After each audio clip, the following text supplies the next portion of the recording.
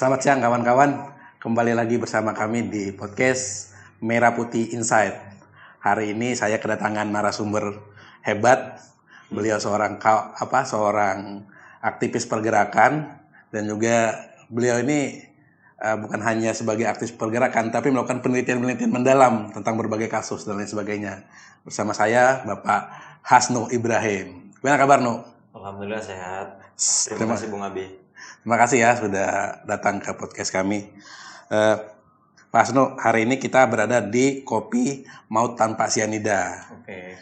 Nah, di sini tuh menariknya ada kopi yang recommended. Kalau bahasa anak-anak sini tuh signature lah. Kopinya ini asli dari tanah Sumatera. Lokasinya di Sepirok. Oke. Ini kopinya dicoba dulu di seruput Pak Hasnu sebelum kita berbicara tentang tema kita hari ini. Oke, kebetulan saya juga penggemar kopi ini. Mantap kan?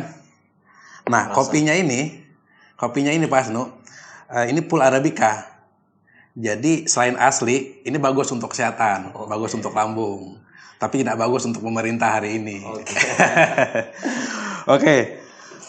Pak Hasnu kan aktivis yang hari ini berada di satu lembaga, suatu NGO yang bergerak di berbagai isu kan.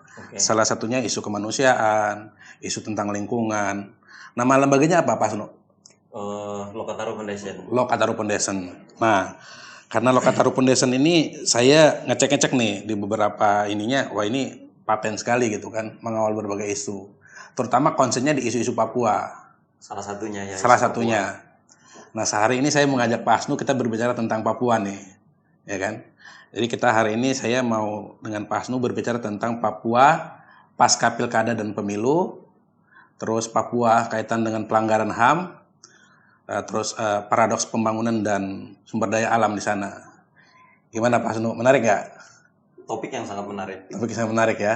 Kita akan kaji lebih dalam bersama Pak Hasnu. Baik Pak Hasnu, kita ini kan bicara Papua, kita berbicara bahwa di situ ada diskriminasi. Kita bicara di situ ada pelanggaran HAM.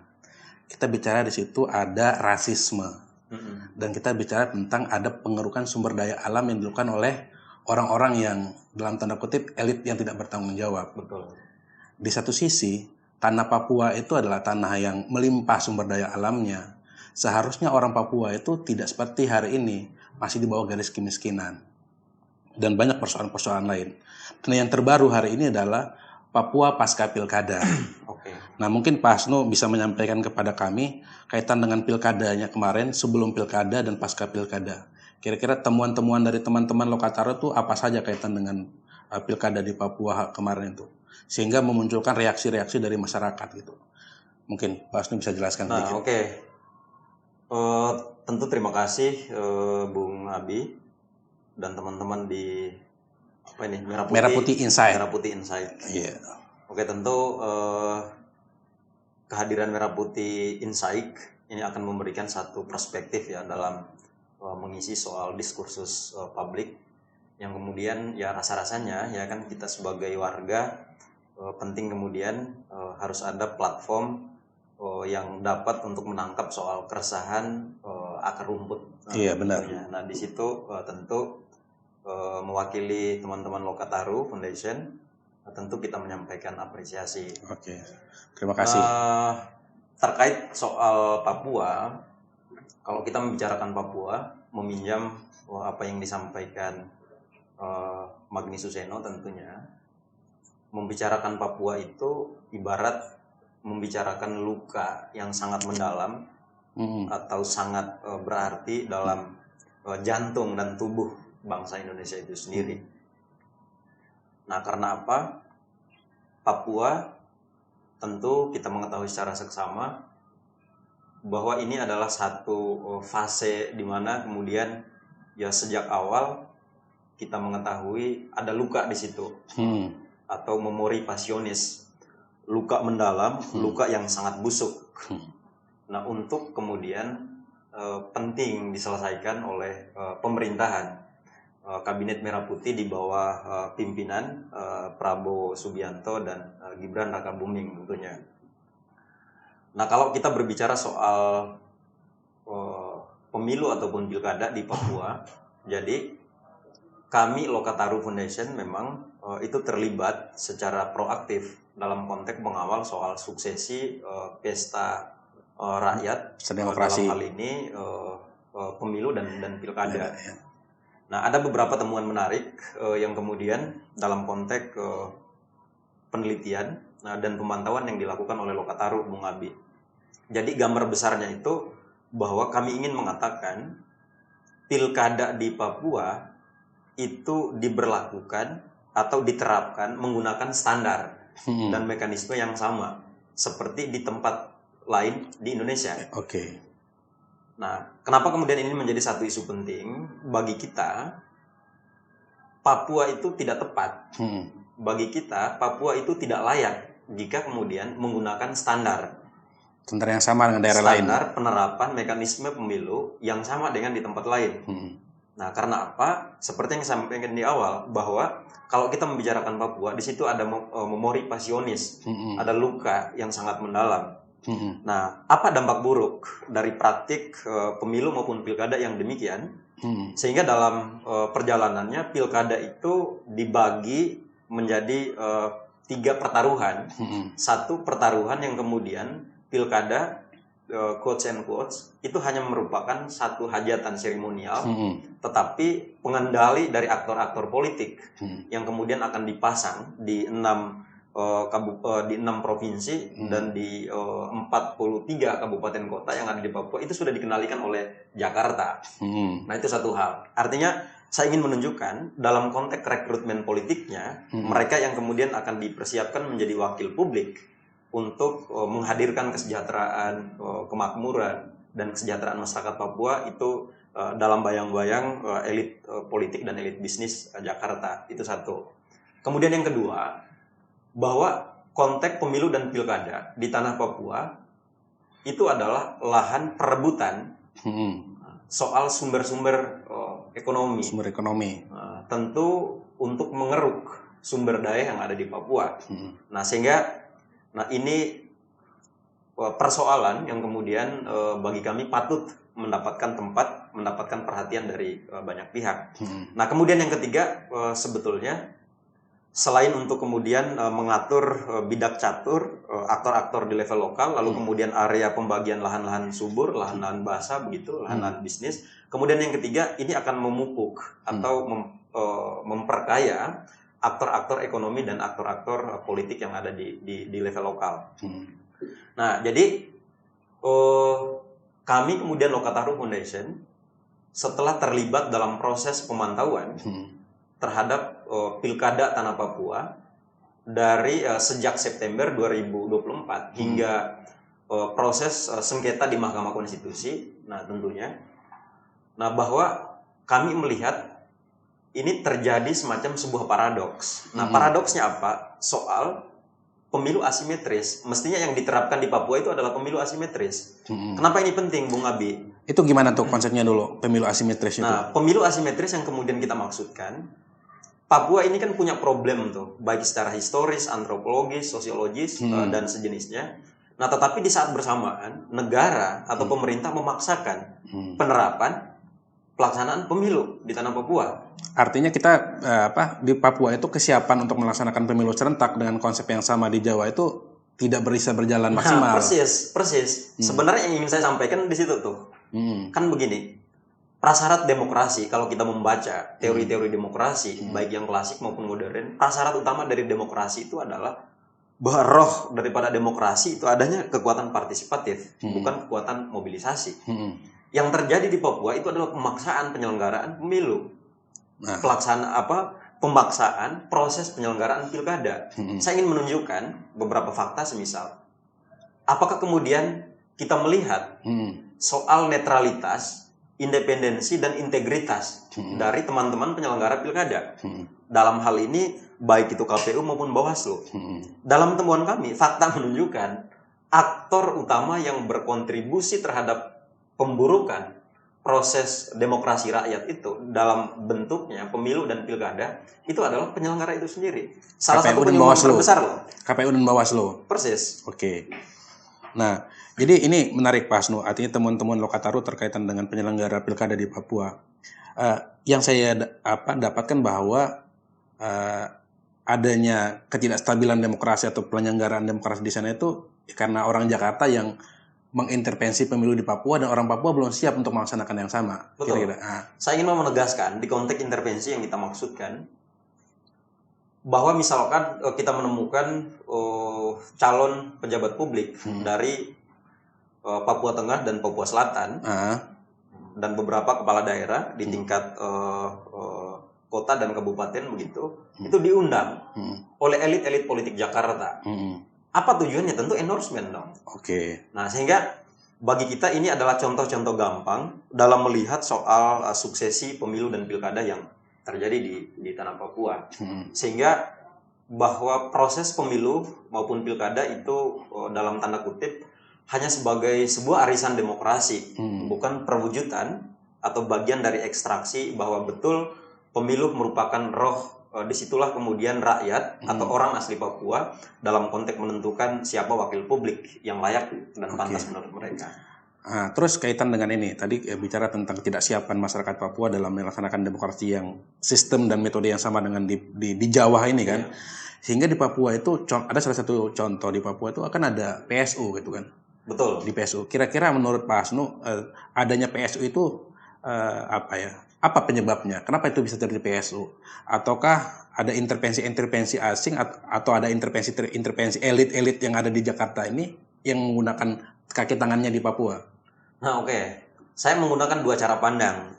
Cara pandang ideal dan cara pandang kita sebagai masyarakat advokasi dan masyarakat riset begitu. Nah, kebetulan saya studinya political science. Nah, jadi saya menghargai soal perbendaharaan konsep dan teori. PSU itu dalam tradisinya bahwa kemudian di situ ada terjadi soal pelanggaran administratif.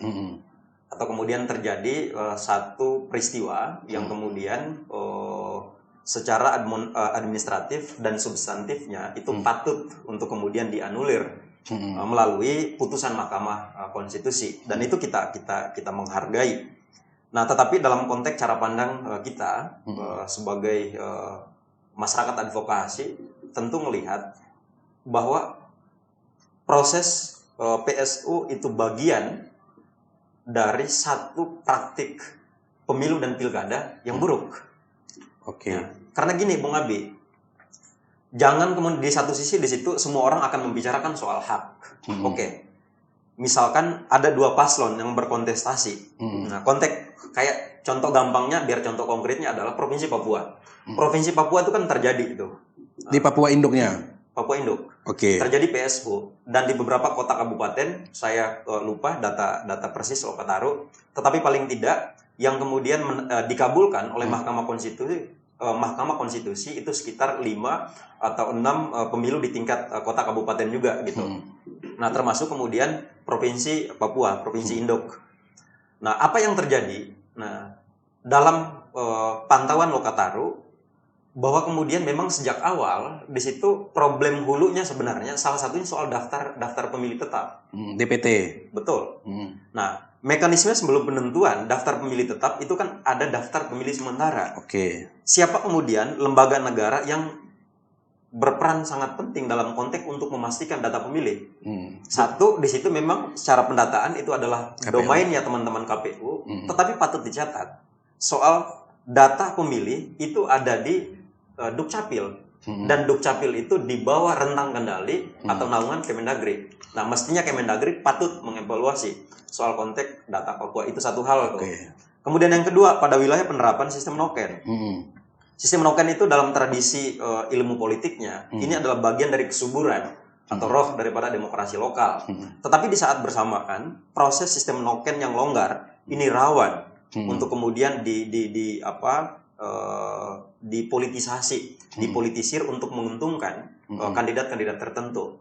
Belum lagi kemudian terjadi penyerangan, kekerasan fisik begitu, baik itu yang terjadi antara aparat negara dalam hal ini polisi begitu dengan warga, maupun kemudian konflik yang terjadi antara penyelenggara pemilu dan warga serta para tim sukses. Nah, fenomena-fenomena ini yang kemudian terutama dalam konteks manipulasi daftar pemilih ini menjadi alasan Mahkamah Konstitusi untuk kemudian menggelar PSU terutama di Papua Indo. Papua Indo. Oke, karena ini teman-teman Lokataru kan menjadi pemantau pemilu di sana, dan juga ketika ada sengketa di MK itu, teman-teman Lokataru kan menjadi pihak terkait. Betul. Pihak terkait. Kami sebagai pemohon dan pihak terkait. Nah, dari pantauan teman-teman Lokataru, apakah di Papua itu, di tanah Papua, entah itu di Papua Barat, Papua Selatan, atau di Papua Induk, ada nggak temuan yang seperti ditemukan di provinsi-provinsi lain di Jawa ini, ada kaitan dengan dalam ini parcok-parcok. Oke. Nah, kalau dari temuan teman-teman Lokataru ada yang melibatkan parcok-parcok ini untuk pemenangan, untuk pengamanan suara, untuk bisa menggelembungkan dan lain sebagainya. Gimana hasil temuan Lokataru? Arah pertanyaan Bung Abi bisa saya tangkap. Nah, jadi semoga ini Pak Kapolri bisa menonton dan patut mengevaluasi. Dan harus ditonton. Jadi sebelum di situ, kalau kita ngutip tuh soal parcok, ya kan. Nah, parcok ini kan kurang tahu nih. Ini sebuah terminologi, entah siapa yang membunyikan di awal, tetapi parcok ini dialamatkan ke dua aktor sebetulnya. Satu, aktor birokrasi, dalam hal ini aparatur sipil negara atau ASN yang ikut cawe-cawe, yang ikut bermain dalam konteks itu. Kemudian yang kedua dialamatkan kepada teman-teman kepolisian. Nah, dalam dua konteks terminologi parcok yang demikian, bagi kita satu aktor yang kemudian berkontribusi terhadap pemburukan proses pemilu dan pilkada di tanah Papua itu dalam temuan Lokataru banyak melibatkan aparatur sipil negara. Nah, kalau konteks pelibatan oknum-oknum kepolisian itu juga terjadi. Data Lokataru itu sekitar 7 atau 8 atau 9 peristiwa itu yang melibatkan aparatus kepolisian.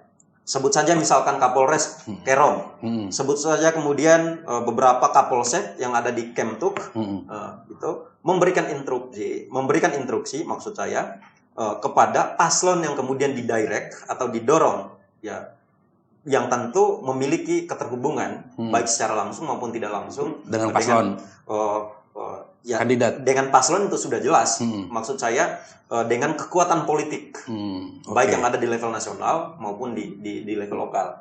Jadi poin saya bahwa pelibatan polisi, oknum-oknum polisi ini terjadi dalam konteks pemilu di tanah Papua. Dan sebagian dari pelibatan itu sudah Lokataru ajukan dan uji di Mahkamah Konstitusi. Nah, soal kemudian ada narasi kalau semisal Lokataru atau warga begitu menemukan ada indikasi keterlibatan oknum kepolisian dalam konteks proses elektoral, nah, apa buktinya? Ya jangan suruh rakyat dong untuk membuktikan. Nah, di situ perannya teman-teman Bawaslu untuk kemudian membongkar dan mengungkap lebih lanjut. Iya, karena tugasnya Bawaslu mau ngasih jalannya pemilu kan. Persis. Nah, itu kita ini kan Pak Asno menyampaikan sebelum pilkada, artinya dalam proses pilkada. Nah, sekarang kan sudah ada PSU di tanah Papua, terutama di Papua Induk. Kira-kira menurut pandangan Pak Asno dengan PSU ini, apakah itu bisa merubah yang selama ini ada kecurangan ini, atau ini bisa menimbulkan kepercayaan publik gitu terhadap PSU ini? Begini Bung Abi, secara ideal bahwa PSU itu menjadi salah satu prasyarat rute administratif yang kemudian harus diterapkan. Karena apa? Keputusan Mahkamah Konstitusi itu bersifat final dan mengikat tentunya bagi semua pihak yang berkepentingan dalam konteks pemilu. Nah, tetapi saya ingin menunjukkan dari cara pandang advokasinya, ini adalah satu proses yang buruk. Proses PSU atau penggelaran pemilu yang akan tahap 2 setelah kemudian tahap pertama itu dinyatakan bahwa bermasalah. Nah, akan tetapi kemudian dalam proses itu juga kan misalkan kita bisa menemukan beberapa tempat misalkan si KPU RI udah mengeluarkan jadwal dan standar, tetapi kemudian terjadi keterlambatan. Atau kemudian misalkan sudah terjadi pemilihan atau pemilu dalam range waktu yang sudah ditetapkan, tetapi kemudian ada insiden-insiden yang kemudian membuat pemilu itu digelar kembali. Nah, dalam konteks itu saja bahwa sudah terjadi pelanggaran, apalagi kemudian dalam konteks terjadi PSU. Satu, tentu publik merasa ada apa, ya kan? Patut kemudian kita pertanyakan. Dan yang tak kalah penting, Bung Abi, bahwa proses pemilu dan pilkada itu bukan hanya selera untuk memuaskan komunitas politik. Tentu yang dipertaruhkan di situ adalah kedaulatan publik, kedaulatan rakyat. Dan yang tidak kalah penting, coba bayangkan pada saat KPU Bawaslu dipanggil oleh Komisi 2 DPR RI saat melakukan evaluasi terhadap sejauh mana kesiapan budgeting kita atau soal keuangan negara untuk dalam PSU ini, penyelenggaraan PSU. Dalam konteks PSU, ini kan anggaran negaranya nggak siap. Nah, apa yang terjadi? Sebagian besar dalam konteks PSU itu disedot atau ditarik menggunakan anggaran belanja daerah.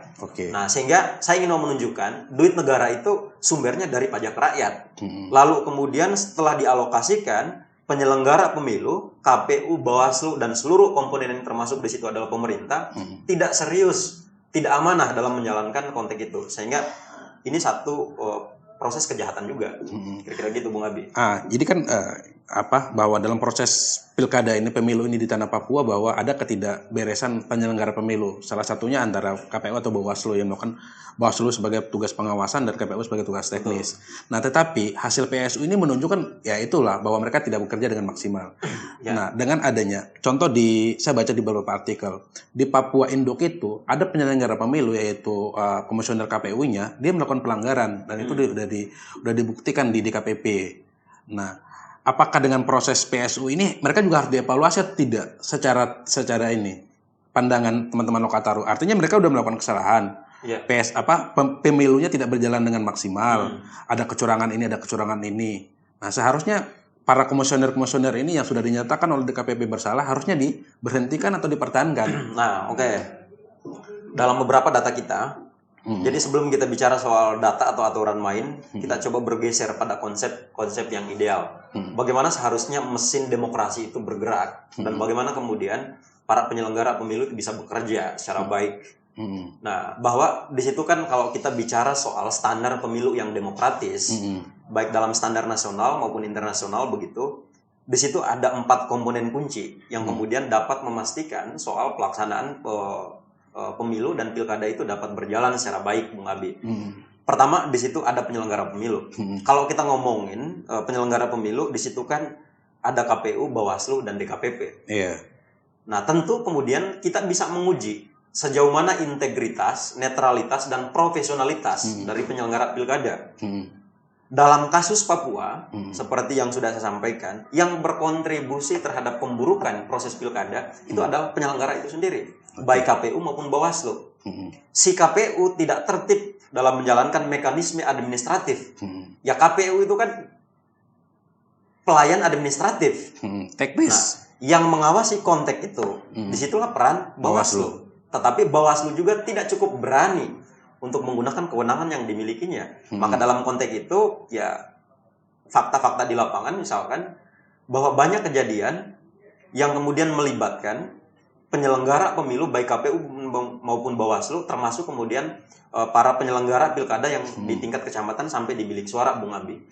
Nah, itu satu, standar pemilu demokratis. Kemudian yang kedua, peserta pemilu, partai politik. Kita tidak mendengar misalkan diskursus para calon wakil publik, baik di tingkat provinsi maupun di tingkat kota kabupaten yang terjadi di tanah Papua untuk mendiskusikan soal isu-isu publik yang terjadi di Papua. Bagaimana caranya mengatasi kemiskinan.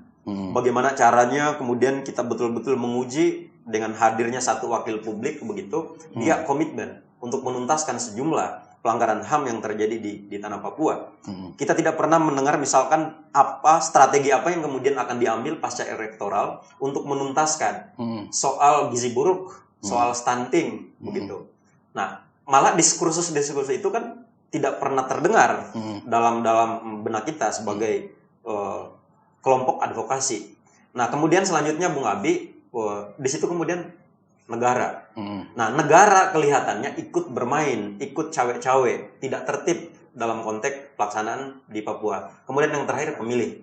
Kata kuncinya bahwa pemilu demokratis itu lahir di tangan pemilih yang rasional. Dalam konteks Papua, tentu isu indeks pembangunan manusia dan isu pendidikan menjadi perhatian kita secara bersama. Nah, karena ketidaktertiban dari 4 komponen kunci dari pelaksanaan pemilu demokratis, maka kualitas pemilu yang terjadi di tanah Papua ya tidak demokratis. Oke, Pak Sno. Tadi kita bicara tentang pilkada di Papua dan pemilu ya. Hari ini saya coba mau tanya-tanya ke teman-teman Lokataru hasil risetnya kaitan dengan pelanggaran HAM di tanah Papua. Karena ini yang persoalan yang dari dulu muncul sampai hari ini, persoalan HAM ini tidak pernah berhenti di Papua, walaupun Menteri HAM-nya dari Papua. Kira-kira menurut riset teman-teman Lokataru tuh gimana? Nah, jadi kalau kita ngomongin soal konteks pelanggaran HAM di tanah Papua, tentu kita harus menarik mundur dari perdebatan 1960-an. Jadi di awal saya menyampaikan soal memori pasionis. Nah, dalam tradisi masyarakat advokasi, kalau ngomongin soal Papua itu ada memori pasionis. Apa itu memori pasionis? Yaitu sebuah luka yang sangat mendalam dalam jantung bangsa Indonesia, peristiwa Pera dan sejenisnya, dan beberapa kejadian lain. Nah, tetapi di balik rentang historis dan sosiologis serta antropologis yang demikian, patut kemudian kita memberikan sebuah penghormatan bagi saya. Ada diplomasi politik yang sangat bagus sebelum kemudian penetapan daerah otonomi khusus di Papua sekitar tahun 2000-an ya.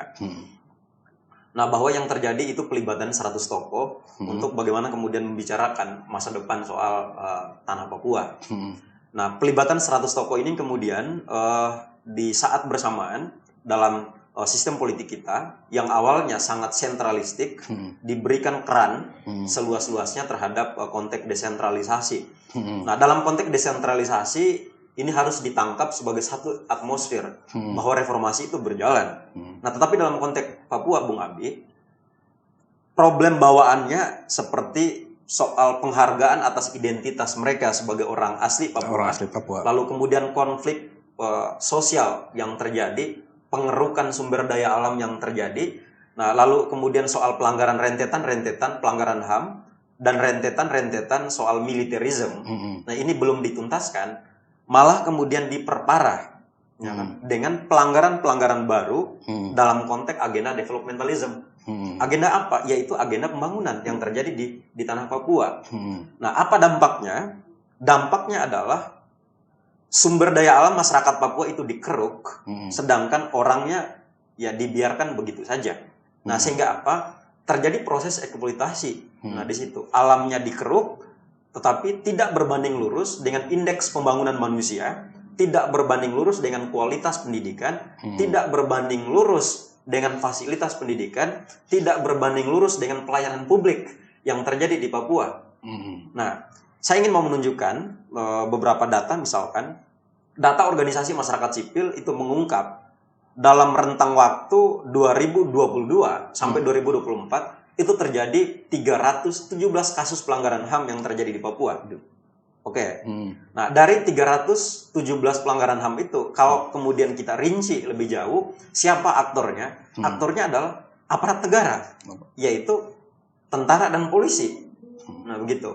Lalu kemudian, kalau kita ngecek data Komnas HAM yang terbaru, Bung Abi, nah itu di data Komnas HAM itu terjadi sekitar 312 pelanggaran HAM yang terjadi di tanah Papua. Nah, sehingga konteks pelanggaran HAM di tanah Papua setiap tahun makin meningkat di tengah kemudian geliat pembangunan negara yang sangat ekstraktif, sangat eksploitatif yang terjadi di tanah Papua.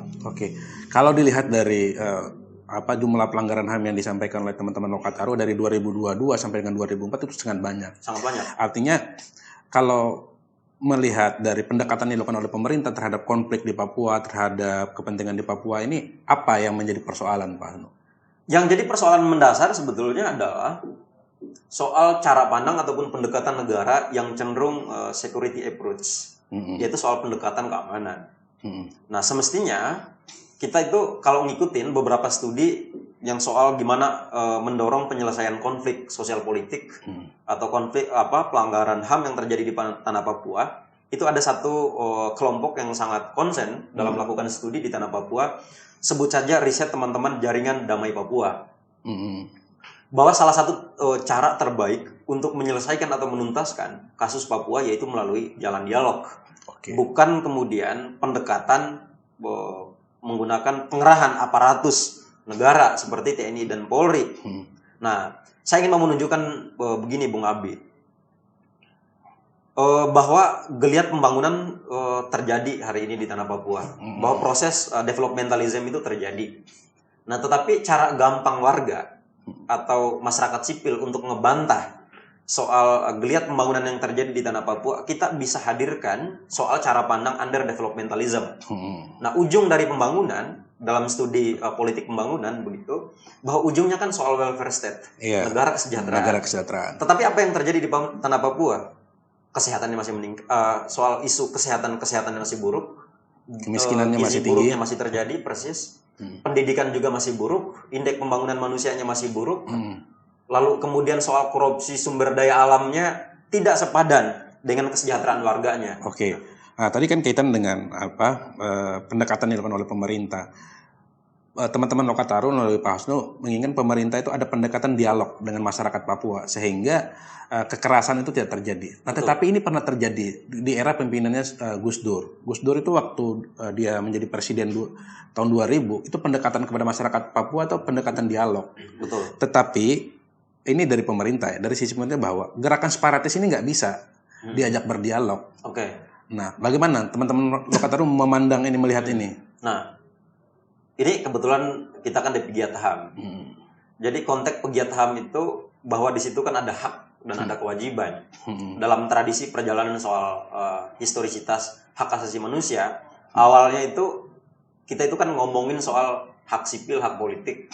Lalu kemudian makin ke sini bergeser ke soal hak sosial, hak ekonomi, ya, dan sejenisnya. Terakhir generasi ketiga muncul soal hak solidaritas. Nah, jadi kalau konteks separatism, nah ini kan yang selalu dialamatkan ke teman-teman yang kemudian dirasa quotes and quotes kelompok pemberontak yang terjadi di tanah Papua. Nah, saya ingin mau mengatakan Bung Abi bahwa separatism itu terjadi jika kemudian ya begitu, separatisme itu akan terjadi jika kemudian apple to apple. Ya, pertanyaan kemudian apakah bangsa Indonesia mengakui soal bahwa Papua itu tanah yang kemudian tidak berdiri dalam administratif bangsa Indonesia? Kan enggak. Iya.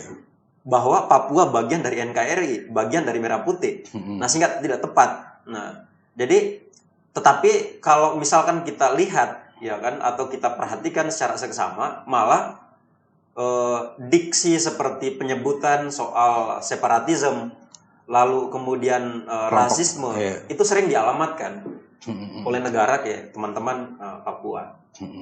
Nah, terus kaitan dengan ini, Pak Hasnu, pembangunan di Papua. Ini kan banyak orang mengatakan bahwa pembangunan di Papua itu paradoks. Tidak seperti yang disampaikan oleh elit-elit yang ada di Jakarta bahwa Papua itu pembangunannya begini, pembangunannya begini. Tetapi yang terjadi ini dari beberapa artikel yang saya baca bahwa di Papua itu ya pembangunan ada, tetapi tidak menyentuh kepada kebutuhan dan kepentingan masyarakat Papua di sana. Terus kaitan dengan sumber daya alamnya mereka kan limpah sumber daya alam. Tanahnya Papua isinya semuanya emas. Betul. Tetapi banyak masyarakat Papua itu jangankan punya mobil gitu loh, jalan kaki aja belum pakai sandal. Betul. Artinya ini paradoks kan antara sumber daya yang melimpah dengan kondisi masyarakat yang melimpah. Nah, pemerintah pusat itu punya pendekatan bagaimana membangun Papua. Saya membaca ada salah satu artikel bahwa salah satu daerah tujuan transmigrasi yang dilakukan oleh pemerintah itu adalah Papua. Nah, jadi masyarakat yang bersesak di Jawa ini itu digeser ke Papua untuk membantu pembangunan Papua. Apakah pendekatan itu bisa membantu pembangunan Papua dan mengelola sumber daya Papua dengan baik? Oke. Terkait migrasi. Nah, migrasi ini kan salah satu isu yang sangat mendapatkan perhatian. Ini kan konteks isu migrasi Bung Abi di Papua. Ini kan ditolak tuh. Kita bisa lihat beberapa solidaritas orang asli Papua gelar aksi demonstrasi di tanah Papua untuk menolak soal program migrasi. Nah, karena apa? Ujung kekhawatiran ini dalam cara pandang teman-teman Papua bahwa dengan kehadiran migrasi ini akan mengeliminir mereka sebagai orang asli Papua. Nah, sehingga ini jadi problem tersendiri. Ini bisa menimbulkan konflik horizontal kan? Betul. Nah, salah satu penyumbang konflik sosial yang terjadi malah dengan soal imigrasi, program imigrasi. Nah, tetapi saya sebenarnya ingin menunjukkan di soal konteks pembangunan yang terjadi di Papua itu, bahwa pembangunan itu belum berbanding lurus dengan beberapa indikator soal kemandirian daerah, Bung Abi. Satu, kesejahteraannya belum diurus, pendidikannya belum diatasi, lalu kemudian kesehatan orang asli Papuanya belum diatasi, dan banyak problem serius lainnya. Nah, maka dalam konteks itu bahwa tidak ada pilihan lain, ya kan, bagi pemerintahan hari ini untuk mengatasi konflik Papua selain kemudian memilih jalan rekonsiliasi lewat cara-cara dialog. Cukuplah kemudian negara untuk mengamankan Papua atau stabilitas politik yang terjadi di Papua dengan pengerahan aparatus negara secara berlebihan. Nah, kita ambil contoh yang lagi rame ini di kita masyarakat advokasi. Nah, soal pembangunan food estate. Itu salah satu masuk dalam PSN kan? Betul. Pembangunan food estate yang terjadi di Merauke semisal, itu betul prosesnya itu terjadi di lapangan. Akan tetapi patut kita curiga, ini kenapa kemudian proses PSN-nya bisa berjalan di tengah kemudian situasi konflik sosial politiknya masih terus terjadi. Ya karena itu tadi, negara menggunakan aparatusnya. Di situ kan ada pelibatan TNI, di situ ada pelibatan Polri. Lalu kemudian program ini siapa yang akan mendapat untung dari program ini, Bung Abi? Nah, kita tahu di situ ada kemudian orang kuat yang kemudian ikut bermain di situ. Dalam banyak laporan misalkan sudah jadi cerita umum, di situ ada pelibatan Haji Isam semisal, dan beberapa korporasi lain. Lalu bisnis misalkan kayak kasus Haris Azhar dan Fathia, itu coba kemudian mengungkap pelibatan bisnis militer yang terjadi di Intan Jaya semisal. Ya ada pelibatan orang-orang kuat. Nah, dalam konteks itu Bung Abi, dalam konteks developmentalism itu tadi, saya ingin mengatakan bahwa kita semua tentu mendesak Prabowo Subianto dan Gibran Rakabuming Raka dalam konteks menyelesaikan masalah Papua bukan politik gunting pita. Politik gunting pita itu maksud kita ngurus Papua itu tidak saja kemudian setelah digelar atau ditetapkan proyek strategis nasional, lalu kemudian tempatnya dibuka, diundang, banyak media diliput, baik di media nasional maupun internasional, bahwa negara sudah berhasil dalam mengurus Papua. Itu kan teori-teori gunting pita, Bung Abi, atau politik-politik pencitraan. Tetapi yang kita inginkan bahwa di situ ada ketulusan, ada keseriusan, kekuasaan, atau pemangku dan pembuat kebijakan untuk menuntaskan Papua. Salah satu pilihannya tadi bahwa Presiden Prabowo dan Wapres Gibran itu patut belajar dari pendekatan dialog yang dibangun oleh Gus Dur. Nah, di mana kemudian bintang kejora tetap dikibarkan, tampak kemudian tetapi ada kompromi di situ. Gimana nih kalau tetap dibawa merah putih? Nah, kira-kira gitu tuh. Pak Hasnu, kita sudah berbicara tentang Papua pasca pilkada dan pemilu. Kita sudah bicara Papua tentang pelanggaran HAM, tentang paradoks pembangunan dan sumber daya alamnya. Kira-kira saran Pak Hasnu nih, tadi walaupun sudah disampaikan beberapa hal tentang Prabowo Gibran harus bagaimana, saran kepada pemerintah untuk berbagai persoalan di Papua itu. Nah, pertama ada beberapa hal yang patut kita dorong. Satu, untuk pemerintah, baik pusat maupun lokal, bahwa sekali lagi sudah saatnya berhenti untuk politik gunting pita yang terjadi di Papua. Bahwa mengungkap secara besar terjadi pembangunan yang ada di Papua, tetapi di saat bersamaan pembangunan itu berkontribusi terhadap pelanggaran HAM, memperpanjang atau memperparah soal tren pelanggaran HAM yang terjadi di Papua.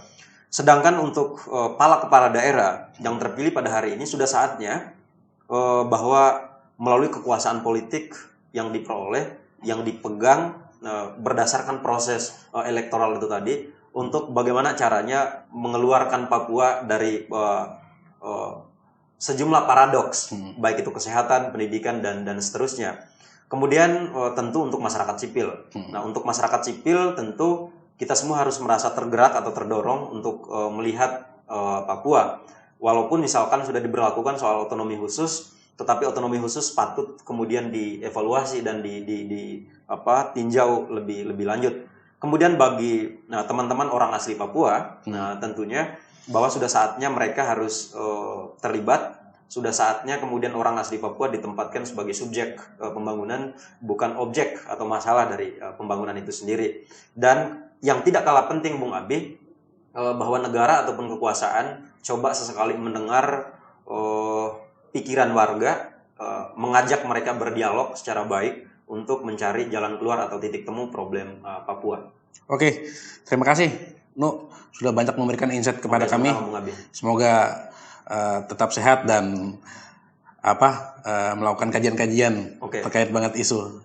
Nanti kita ngopi lagi di podcast Merah Putih Insight. Oke, terima kasih. Baik kawan-kawan, hari ini saya dengan Pak Hasno cukup banyak berbicara tentang Papua. Jadi teman-teman harap nonton sampai selesai ya, dan jangan lupa di subscribe channel Merah Putih Insight.